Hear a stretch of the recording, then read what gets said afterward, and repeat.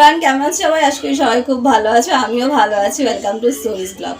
তো আজকে নিয়ে চলে এসেছি দুদিন পর পুরো একটা ব্লগ। দুদিন আমি কোনো ব্লগ শ্যুট করিনি মা বাড়ি থেকে আসার পর থেকে। মানে হচ্ছে না, কদিন ধরে আমার খালি ঘুম ঘুম পাচ্ছে, কেন জানি না। মানে কাজ করছি, এটা করছি, ঘুম পেয়ে যাচ্ছে। তো শুয়ে বসেই সময় কাটাচ্ছি। তো যাই হোক, এবছর জামাই ষষ্ঠীটা আমাদের জাস্ট মানে গ্র্যান্ড গ্র্যান্ড গ্র্যান্ড জামাই ষষ্ঠী হলো। তোমরা সবাই দেখে, আর তোমাদের কেমন লাগলো কমেন্টে কিন্তু আমাকে এখনও জানাওনি। তো এবার ফার্স্ট টাইম আমাদের 4টে জামাইকে একসাথে আমার মাম্মাম মানে আমার বড় মাইমা জামাই ষষ্ঠী করলো। যেটা হচ্ছে দুটো হচ্ছে দিদি আর বোন, সেটা হচ্ছে আমার মাসতুতো দিদি আর বোন, আর একটা তো আমার বোন আর আমি দুজন। আমার একটা ছোটো বোন মামার মেয়ের, তার তো কোনো বিয়ে হয়নি, সেটা হলে 5টা হয়ে যাবে।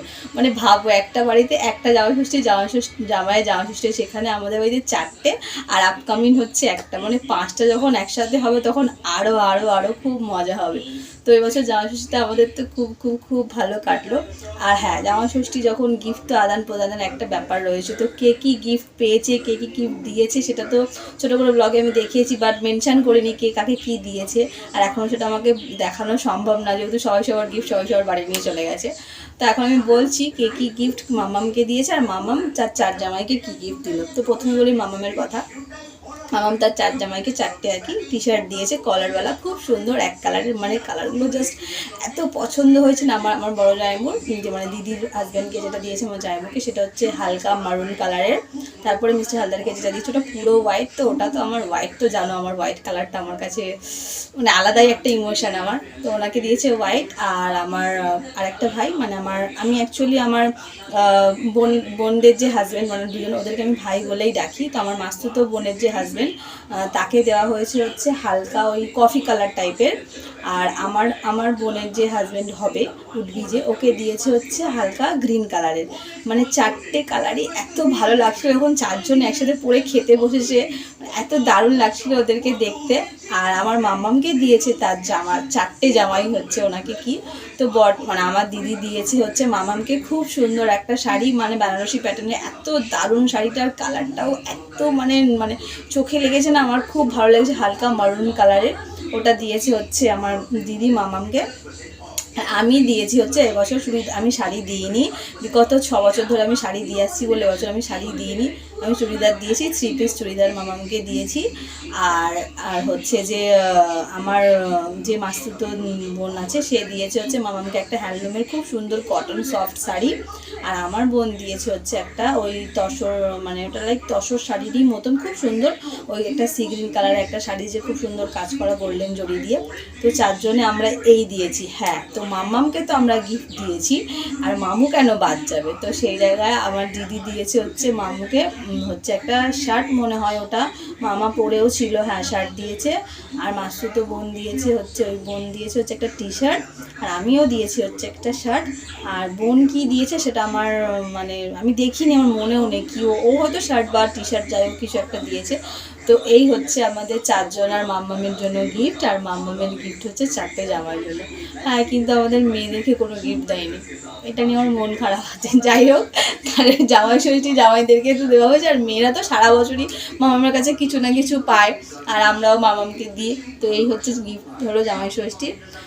আর সামনে আরেকটা অকেশন রয়েছে, সেটা তোমাদেরকে এখনই আমি বলছি না, কিছুদিন পরে রয়েছে, সেটা ক্রমশ প্রকাশ্য তোমরা জানতে পারবে।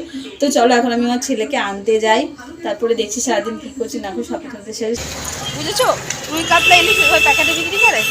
চলো, রেডি হয়ে নিয়েছি আমি। আজকে যেহেতু দশহরাতে মনসাকে পুজো দিতে হয়, তো এখন আমি যাচ্ছি হচ্ছে পুজো দিতে। বাবুকে স্কুল থেকে আনার পর আমি রেডি হয়ে নিয়েছি, শাড়ি পরে নিয়েছি।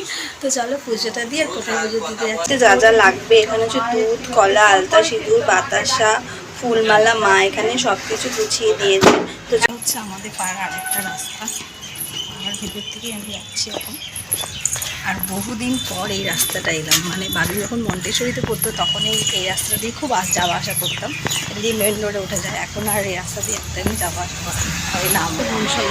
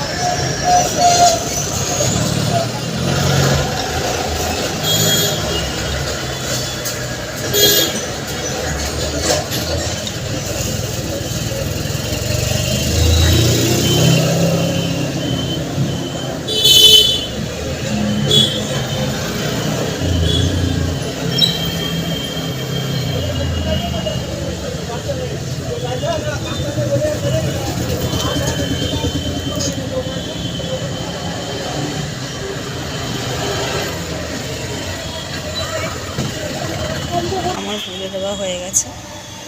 চলো আমার পুজো দেওয়া কমপ্লিট, বাড়ি থেকে যাই। অনেকেই অঞ্জলি দিয়েছে পুজো দিচ্ছে, তাই হয়তো বলছে যে আমাদের পুজো দিতে নেই, তোর ঘর পুজো দিচ্ছে। যাই হোক সবাই যখন দিচ্ছে তাই মা বললো আমাকেও দিতে। বল, আর এই যে একজন ব্যক্তি অদয় দিয়েছে, ঢ্যাঁড়সের মতন উল্টে পড়ে আছে আর খালি এক্সট্রা কথা। হ্যাঁ তারা তুই খেয়ে বাড়িতে নিয়ে যাসনি? না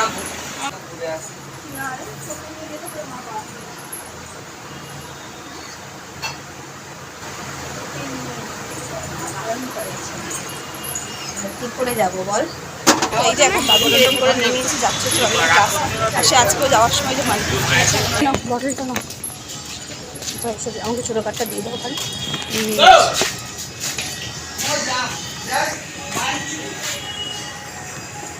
জাস্ট ক্লাসে দিলাম আর